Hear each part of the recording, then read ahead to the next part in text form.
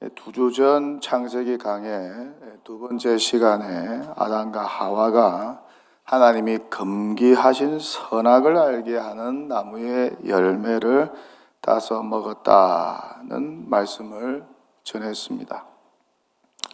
그렇게 선악에 창조된 인류는 창조주 하나님의 말씀에 불순종하여, 죄가 딴 것이 아니고 창조주 하나님의 말씀에 불순종하는 것, 이것이 죄죠.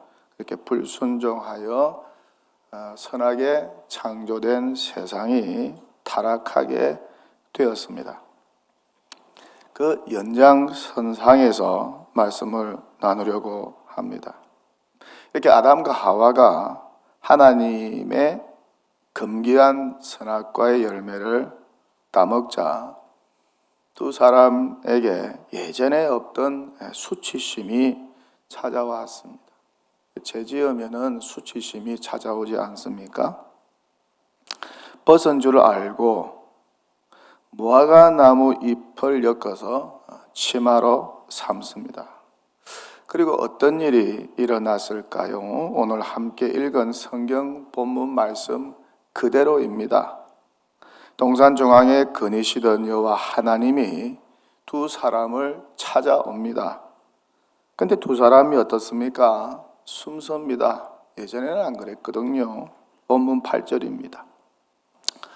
그들이 그날 바람이 불 때 동산에 거니시는 여호와 하나님의 소리를 듣고 아담과 그의 아내가 여호와 하나님의 낯을 피하여 동산 나무 사이에 숨은지라.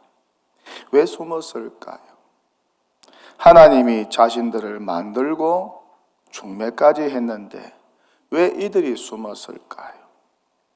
왜 이들이 하나님의 낯을 피했을까요? 왜 동산나무 사이에 숨어야 했을까요? 여호와께서 아담을 부르죠. 야, 네가 어디 있느냐? 네가 어디 있느냐? 아담아, 네가 지금 어디에 있느냐? 하나님이 몰라서 물었을까요? 아닙니다. 다 아세요. 다 알고 불렀습니다. 선악과의 열매를 먹은 것을 다 알고 물었어요. 그런데 아담은 그 소리를 듣고 무서워 숨었습니다. 그리고 하는 말이 어떻습니까? 발가벗은 것이 부끄러워서 숨었다고 하죠. 발가벗은 것이 너무 부끄러워서 숨었습니다. 그저 여호와께서 뭐라고 말씀하십니까? 네가 벗은 것 때문에 찾아온 것이 아니라고. 그럼 왜 찾아오셨다고 하나요? 그것 때문에 찾아왔다는 것이죠. 그 일 때문에, 그 사건 때문에 찾아왔다는 거예요. 선악을 알게 하는 나무의 열매를 따먹은 사건 때문에 오셨다는 거예요. 본문 11절입니다. 이러시되 누가 너의 벗었음을 너에게 알렸느냐? 내가 내게 먹지 말라 명한 그 나무의 열매를 네가 먹었느냐? 그 선악과의 열매를 아담이 먹었는지 안 먹었는지 확인차 오셨다는 거예요. 그러니까 어떻습니까? 네가 어디 있느냐? 아담아, 네가 어디 있느냐? 라고 하는 물음은 다시 말해, 아담아, 네가 그 나무의 열매를 정말 먹었느냐? 네가 먹었느냐? 는 그런 물음입니다. 아주 간단한 질문이에요. 먹었으면 먹었다, 안 먹었으면 안 먹었다 하면 끝나는 질문입니다. 그런데 어떻습니까? 아담은 이실직고 하지 않습니다. 은폐하고 숨기려 했고 초점을 흐리려고 했습니다. 이렇게 아담이 지은 죄를 숨기려고 했어요. 바로 이실직고 하지 않아요. 왜 아담이 몰랐겠어요? 왜 하나님이 자기를 찾아오신 이유를 왜 몰랐을까요? 다 알죠. 다 알았어요. 근데 어떻습니까? 모르는 척 오리발을 내밉니다. 발가벗어서. 그것이 부끄러워서 숨었다고. 근데 정말 숨은 이유가 뭐예요? 죄를 지어서 그렇잖아요. 그것도 하나님이 금기하신 선악과의 열매를 따먹었으니까. 그거 먹으면 죽는다. 고 했음에도 불구하고 따먹었으니까. 죄를 짓고 벌받을 생각하니까, 그 죽음의 심판을 받을 거 생각하니까 너무 무서워요. 그렇게 죄 짓고 무서우니까 죄를 숨기려고 한 것이죠. 이것이 죄 지은 인간의 모습입니다. 죄를 지으면 금방 이실 짓고 하지 않지 않아요. 은폐하려고 하고 그러죠. 뭐가 더 큰 죄고 뭐가 더 큰 중죄입니까? 잘못했는데 오리발 내미는 게 더 큰 죄고, 자기가 죄짓고 잘못했는데도 남 탓하고 핑계대는 것이 더 큰 죄가 아니겠어요? 잘못했으면은 죄를 지었다고 고백하고 용서를 구하면 끝나는 거예요. 아주 간단합니다. 그것이 진정한 용기고 그것이 정말 멋진 모습 아니겠어요? 근데 어떻습니까? 아담과 하와를 보세요. 하나님이 찾아와서 물으시는데, 다 알고 물으시는데도 잘못을 인정하지 않습니다.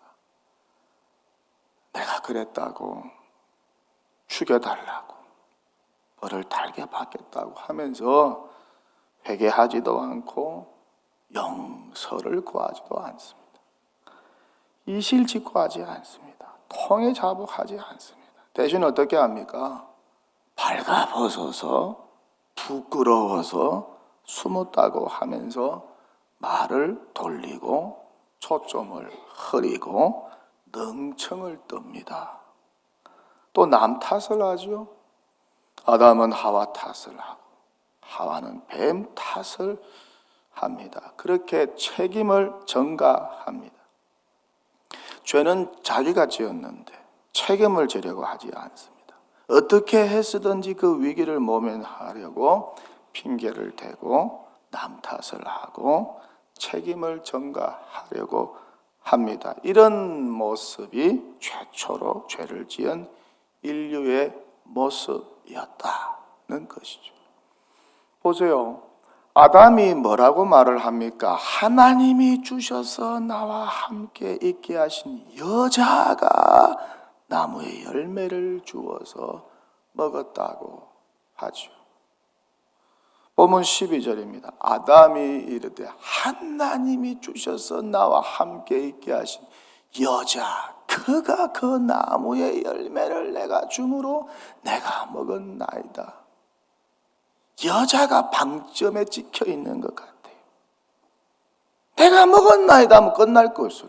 아담이 이르되 하나님이 주셔서 나와 함께 있게 하신 여자, 그가 그 나무 열매를 줌으로 내가 먹었나이다. 무슨 말입니까? 자기 탓이 아니라고. 첫째는 하나님의 탓, 둘째는 하나님이 주신 여자 탓이라는 거예요. 다시 말하면은 하나님이 여자를 만들지 않았으면 자기가 선악과의 열매를 먹지 않았을 것이라는 말입니다. 참 무책임하고 한심한 답변 아닙니까? 선악과의 열매를 먹은 것이 자기 탓이 아니라고, 하나님 탓이고 여자 탓이라고. 하와가 좋다고 할 때는 언제고, 내 살 중에 살이요, 내 뼈 중에 뼈라고 그렇게 사랑 고백할 때는 언제고, 이제 와서는 모든 것이 여자 탓이라고 합니다. 이런 궤변이 또 어디 있습니까? 죄를 지은 사람들이 이렇게 궤변을 널어놓죠. 남 탓하고 궤변을 널어놓습니다. 잘 보세요. 하여튼 죄 지은 사람들 보면은 궤변을 잘 널어 놓습니다. 이런 쪽으로 머리가 비상하게 발달이 되어 있는 것 같아요. 또 하와는 어떻습니까? 자기는 책임이 없다고, 뱀이 나를 꿰어서 먹었다고, 어쩔 수 없이 먹었다고 그렇게 자기 변명을 하지 않습니까? 그렇게 뱀이 자기를 꿰지 않았으면 먹지 않았을 것이라고 뱀에게 책임을 전가시키고 변명합니다. 그러니 자기는 아무 책임이 없다는 것이죠. 본문 13절입니다. 여호와 하나님이 여자에게 이르시되 네가 어찌하여 이렇게 하였느냐? 여자가 이르되 뱀이 나를 꿰므로 내가 먹었나이다. 정말 무책임하고 한심한 답변 아닙니까? 아담과 하와가 똑같아요. 누구 하나 책임지려고 하지 않습니다. 잘못을 시인하거나 인정하려고 하지 않습니다. 다 남 탓이라고, 내 잘못이 아니고 내 탓이 아니라고, 하나님 탓이라고 변명하고 책임을 전가합니다. 이게 바로 죄지은 인간의 모습이죠. 자기가 죄를 범하거든 자기 탓이 아니라고 머리발 내밀고 남 탓을 하고 변명을 하고 핑계를 하는 모습. 그러니 어떻습니까? 아담의 후예들도 범죄하면 쉽게 자백하지 않아요. 쉽게 자백하지 않습니다. 이실 짓고 쉽게 하지 않습니다.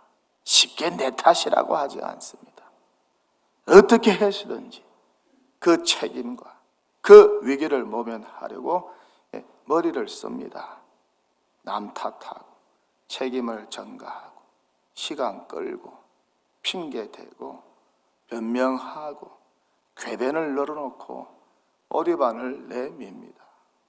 이런 모습들이 범죄한 인간의 모습이죠.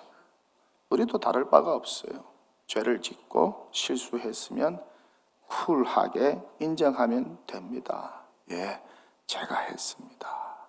예, 제가 먹었습니다. 예, 제가 훔쳤습니다. 예, 제가 살인했습니다. 예, 제가 그렇게 했습니다. 근데 그렇게 하질 않아요. 어떻게 해서든지 그 책임을 회피하려고 핑계를 대고 변명해서 그 위기를 빠져나가려고 합니다. 남 탓하면서 오리발을 내밀면서 궤변을 널어놓으면서 책임을 지지 않으려고 합니다. 가장 큰 꼴불견이 뭘까요? 무책임한 행동 아닙니까? 자기가 저질러 놓고 책임지려고 하지 않는 이 무책임, 가장 꼴불견입니다. 하나님이 가장 싫어하는 행위입니다. 그러니 어떻습니까? 자기 행동에 책임지는 모습이 정말 귀하다는 것이죠. 죄를 지었으면 그 이유야 어떠했든지 간에 책임을 져야 합니다. 인정해야 합니다.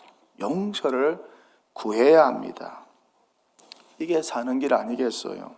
그런데 계속해서 죄를 숨기고 핑계대면 희망이 없어요. 누구보다 자신이 괴롭습니다. 양심의 가책을 받습니다. 눈에 보이지 않는 감옥에서 고통하며 삽니다. 죄책감이라는 감옥에 갇혀서 억눌려 삽니다. 두 종류의 감옥이 있잖아요. 눈에 보이는 감옥과 눈에 보이지 않는 감옥. 눈에 보이는 감옥은 좀 무서워하던데 눈에 보이지 않는 감옥은 사람들이 전혀 무서워하지를 않아요. 자기의 죄를 숨기고 살면 자유롭게 사는 것 같지만은 마음은 감옥입니다. 고통스러워요. 양심의 가책을 받아 불안하고 초조합니다. 언제 들킬지, 언제 붙잡힐지, 언제 탄로가 날까 봐 두렵습니다. 그러다가 신경증에 걸리고 잠도 자지 못하고 그렇게 되면 건강도 망칩니다. 그러니 차라리 어떻습니까? 자수하여 광명 찾으면 제일 좋죠. 이것이 사는 길 아니겠습니까? 사람은 아담과 하와처럼 누구나 실수하고 범죄할 수 있어요. 하나님 앞에서 죄를 범할 수 있습니다. 하나님의 말씀 앞에 불순종할 수 있습니다. 그럴 때 이실직고하고 통해 자복하는 것이 최고라는 것이죠. 이것이 사는 길이요 구원의 길이요 하나님이 기뻐하는 길입니다. 그래서 하나님은 회개를 좋아하세요. 회개를 기뻐하시고 회개하는 자를 사랑하시고 회개하면 언제나 그리스도의 보혈의 공로로 용서해 주시고 회개하면 새로운 길을 열어주시고 회개하면 하나님과 화해하게 되고 구원의 길도 열리고 회복의 길도 열립니다. 누구보다 자신이 떳떳해집니다. 죄책감에서 자유롭게 됩니다. 인간에게 진정한 해방은 무엇일까요? 죄책감으로부터 자유함을 누리는 것이죠.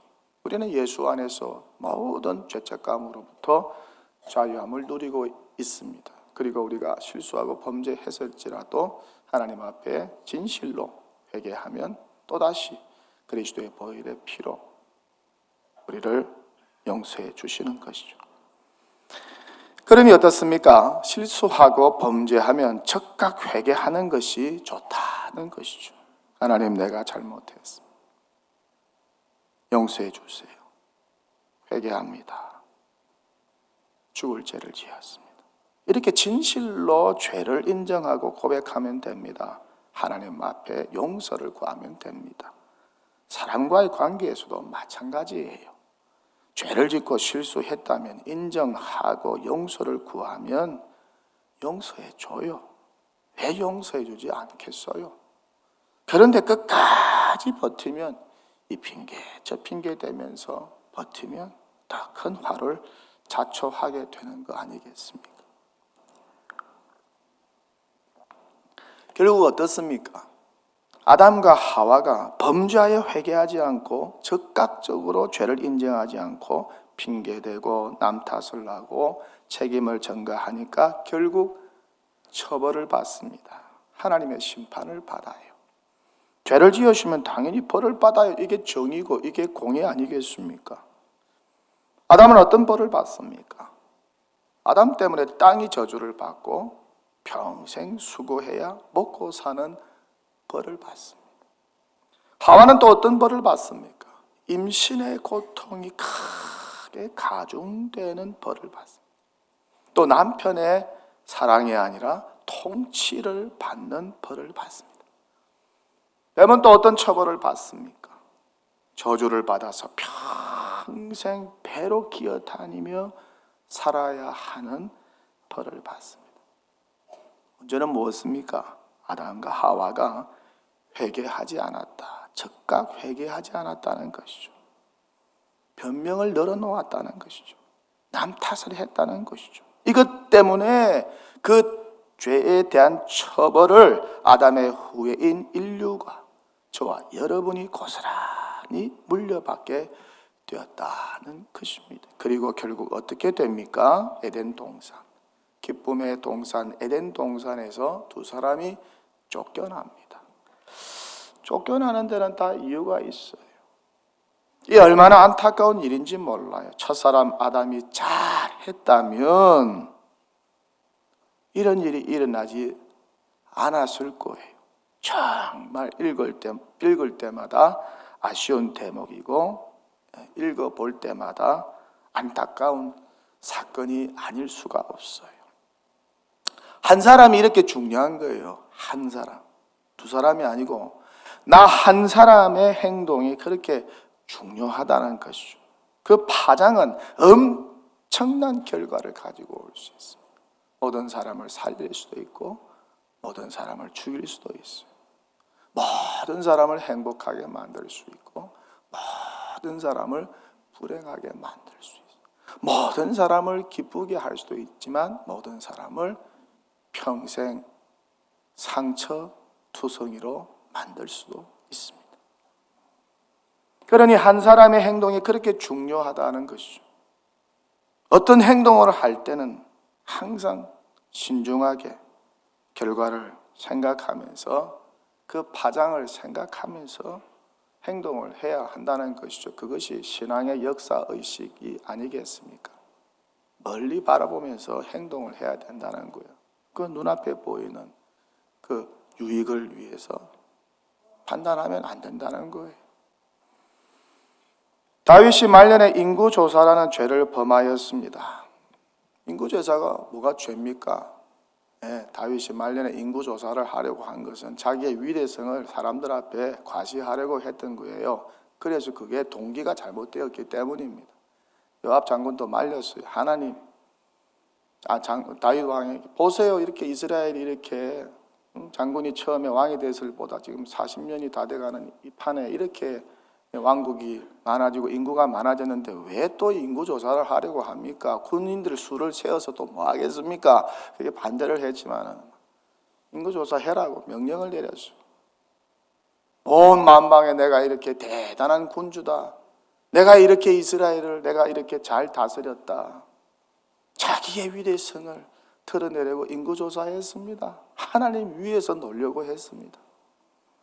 그렇게 죄를 범하여서 어떤 일이 벌어졌습니까? 이 일로 무고한 7만 명의 백성이 사흘 동안에 전염병으로 죽었습니다. 왕 한 사람의 잘못된 판단 때문에 무고한 백성 7만 명이 죽었습니다. 한 사람의 잘못된 오판으로, 교만으로 인하여서 전쟁이 일어나고 수많은 무고한 백성들이 죽는 일이 역사 속에 비일비재하게 일어나지 않습니까? 요즘도 그런 일이 일어나고 있는지 모르겠어요. 한 사람 때문에. 아간 한 사람의 범죄하여 온 가족이 몰살당하고 이스라엘은 아이성 전투에서 패배했습니다. 고라, 나단, 아브라함의 반란으로 그를 따르는 무리들과 가족들이 땅이 갈라져서 그곳에 다 파묻혀서 하나님의 심판을 받아 죽었습니다. 요나 한 사람의 불순종 때문에 배에 탄 승객들이 고통스러워했고 다 죽을 뻔했습니다. 반면에 라합의 바른 행동과 선택이 온 가족을 구원하고 살렸어요. 우리 주 예수 그리스도의 한 의로운 행동이 십자가에서 우리 대신 죽어주신 그 희생의 죽음이 죄에 빠진 인류를 구원하였습니다. 범죄는 나 한 사람으로 끝나는 것이 아닙니다. 주변 사람들에게 악한 영향을 주고 고통을 줍니다. 평생 잊을 수 없는 상처를 안깁니다. 가정이 죄를 짓고 잘못해 보세요. 배우자와 자녀들이 고통스러워집니다. 자녀들이 범죄하고 잘못해 보세요. 부모가 평생 힘들고 고통스러워집니다. 기러기 부부가 있었습니다. 아내는 두 자녀와 함께 저 외국으로 조기 유학을 떠났습니다. 남편은 한국에서 열심히 돈을 벌어 보냈습니다. 그런데 아내가 바람이 났어요. 그리고 큰 아이도 병에 걸렸어요. 엄마가 외국에서 바람이 나니까 자녀들을 잘 돌보지 못했겠죠. 처음엔 별일이 아닌 줄 알았어요. 잘 낫지 않자 아이 혼자 한국으로 왔습니다. 아버지와 함께 병원에 가서 정밀 검사를 받아보니까 암이라고. 의사만이 왜 이렇게 방치했냐고, 왜 이렇게 늦게 왔냐고, 일찍 왔으면 완치되었을 거라고. 결국 이 아들이 죽었어요. 아버지는 아들을 돌보다가 암까지 얻었습니다. 왜 이런 비극이 가정에서 일어나야 할까요? 에덴 동산이 되어야 할 가정이 한 사람의 무책임한 행동 때문에, 한 사람의 실수, 한 사람의 범죄, 한 사람의 이기적인 행동 때문에 행복해야 할 가정이, 에덴 동산이 파괴되고 깨어져 버렸습니다. 두 사람이 아니고 한 사람 때문에. 반대로 한 사람의 희생 때문에 가족이 살아납니다. 어느 여자 집사님 40대에 과부가 되었습니다. 재혼도 하지 않고 어린 자녀들을 정성스럽게 키웠습니다. 자녀들을 위해 자신의 인생을 희생한 것이죠. 그 자녀들이 믿음 안에서 잘 커서 훌륭한 사람이 되었습니다. 그 자녀들이 그 어머니에게 얼마나 잘 대하는지, 이런 분들이 우리 교회 안에도 있습니다. 최근에 만난 어느 권사님도 그래요. 남편이 50전에 죽었다고 합니다. 유홀몸으로 7남매를 키웠다고. 그 어머니의 희생과 사랑으로 자녀들이 잘 자라주었어. 한 사람 때문에 가족이 살아났습니다. 이런 극과 극의 이야기가 참 많죠. 세계 역사 속에, 성경 역사 속에, 우리의 일상 속에도 이런 이야기가 많습니다. 교회 공동체도 마찬가지입니다. 한 사람이 죄를 지어보세요. 온 공동체가 힘든 시간을 보내게 됩니다. 미꾸라지 한 마리가 개울을 더럽힌다는 속담이 있잖아요. 미꾸라지 두 마리 아닙니다.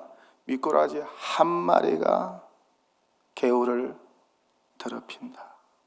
시골에 가보세요. 논두렁에 가보세요. 그 개울물이 얼마나 맑고 깨끗한지. 근데 미꾸라지 한 마리가 그 맑고 깨끗한 개울물을 다 헤집고 다니면서 더럽힙니다.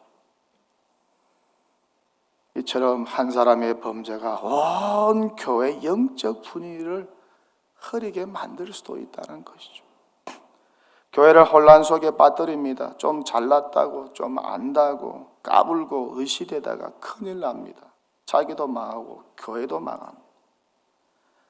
지금까지 목회하면서 책임 있는 한 사람의 범죄로 교회가 쑥대밭이 되는 경우를 여러 차례 보았습니다. 두 사람, 세 사람 때문이 아닙니다. 한 사람 때문에 교회가, 노예가, 총회가, 교단이 쑥대밭이 되는 경우를 보았습니다.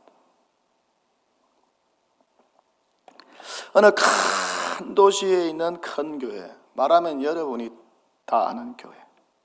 이 교회 영적 지도자가 범죄하였습니다. 하나님께서 자주 찾아왔겠죠. 네가 어디 있느냐? 네가 어디 있느냐? 그래서 되겠느냐? 길을 막았습니다. 몇 년을 숨겼어요. 그러다가 털통이 났어요. 그 일로 교회가 박살이 났습니다. 세계 여러 도시에서 이와 유사한 일이 일어났습니다. 뉴욕에서도, 시카고에서도, LA에서도, 서울에서도, 또 다른 도시에서도 많이 일어났을 거예요. 책임 있는 한 사람의 범죄로 인하여서 주님의 교회가 박살나고 에덴 동산이 박살이 나버렸어요. 돈 때문에 무너지고, 이성 때문에 무너지고, 명예욕 때문에 무너졌어요. 교만 때문에 무너지고, 독재력 때문에 무너지고, 그 못된 성격 때문에 무너지고, 그 아집과 독선 때문에 무너집니다. 자기 한 사람으로 끝나면 좋은데 그렇지 않다는 것이죠. 이것이 죄의 특징입니다. 죄의 파장과 심각성입니다. 죄 지으면 한 사람의 문제로 끝나는 것이 아니라는 것이죠. 그러니까 어떻습니까?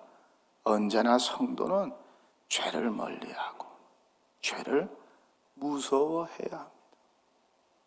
죄를 무서워하지 않는 사람, 그 죄 앞에 용감한 사람들이 있어요. 최근에 어느 유명 연예인이 마약 사범으로 잡혔어요. 방송에도 나고 신문에도 났더라고요. 저도 깜짝 놀랐습니다. 근데 더 가슴 아픈 것은 그가 몇 개월 전에 결혼까지 했다고 합니다. 아내는 남편이 마약 하는지 몰랐겠죠. 그 아내는 어떻게 되는 겁니까? 그 아내는 어떻게 되는 겁니까? 그 아내가 무슨 죄가 있습니까? 사랑하는 아내를 생각해서라도 그 잘못된 일은 끊었어야 했어야 하지 않겠습니까? 어느 여집사님이 결혼을 했는데 남편이 동성애자인지 몰랐어요. 근데 나중에 알게 되었어요. 자기 아들에게도 거짓을 하는 겁니다. 알고 보니까 자기 시아버지에게 남편이 어릴 때부터 당한 거예요. 아내를 위해서 또 아들을 위해서 그 잘못된 거 끊어야죠. 그 아들의 인생은 어떻게 되겠습니까? 그 아내는 뭔 죄가 있습니까? 한 사람 때문에. 사무엘 리마는 리더십의 그림자라는 자신의 저서에서 이렇게 말합니다. 미국 교회에서 한때 가장 큰 영향력을 끼쳤던 프랑크 틸라포, 고든 맥도널드, 짐 베커, 지미 스와커트, 이들은 분명 하나님에 대한 사랑과 열정을 가진 사람들이었다. 그런데 비참한 실패로 쓰러진 이유가 무엇일까? 사람들의 주목과 선망을 받는 자리에 올라선 리더는 더욱 주의를 기울여야 한다. 대개 성공을 거둔 만큼 실패의 위험성도 높아지기 때문이다. 성공하지 못한 것에 저나 여러분이나 감사하면 얼마나 좋을까? 왜 그렇습니까? 실패의 위험성이 그만큼 적어진다는 뜻 아니겠어요? 다윗이 그렇게 넘어진 것 아니겠어요? 계속 전쟁에서 승리하니까 자기도 모르게 교만해진 것이죠. 사람들이 잘한다, 대단하다. 그러다가 어떻습니까? 밧세바를 범하고 우리아를 청부하여 살해하지 않습니까? 우리아가 죽자 밧세바를 자기 아내로 삼습니다. 아이까지 낳습니다. 그런데 1년간 자신의 죄를 숨겼습니다. 하나님 여러 번 찾아왔겠죠. 다윗아, 네가 지금 어디 있느냐? 네가 어디 있느냐? 다윗이 길을 막았습니다. 그 일로 나라와 집안에 어떤 일이 일어났습니까? 반란과 우환이 끊이질 않았어요. 왕 한 사람이 범죄하니까, 아버지 한 사람이 범죄하니까, 남편 한 사람이 범죄하니까 나라와 집안에 우환이 계속 일어났어요. 그래도 다윗은 회개하였습니다. 이게 다윗의 위대성 아니겠어요? 그래도 다윗은 하나님 말씀을 받고 어느 순간 크게 깨닫고 회개하였습니다. 근데 사울왕은 달랐어요. 끝까지 회개하지 않았어요. 그랬더니 어떻습니까? 블레셋과의 전쟁에서 지고 자기도 전쟁에서 죽고 세 아들도 전사하지 않습니까? 그 믿음 좋고 유능하고 착했던 요나단 왕자까지 죽습니다. 죄 짓고 회개하지 않으면, 죄를 은닉하고 숨기면 그 최후의 결과가 어떻게 된다는 것을 성경은 역사적인 사건을 통해서 생생하게 증명하여 보여주고 있습니다. 그러니 죄를 지어서 되겠어요? 안 되겠어요?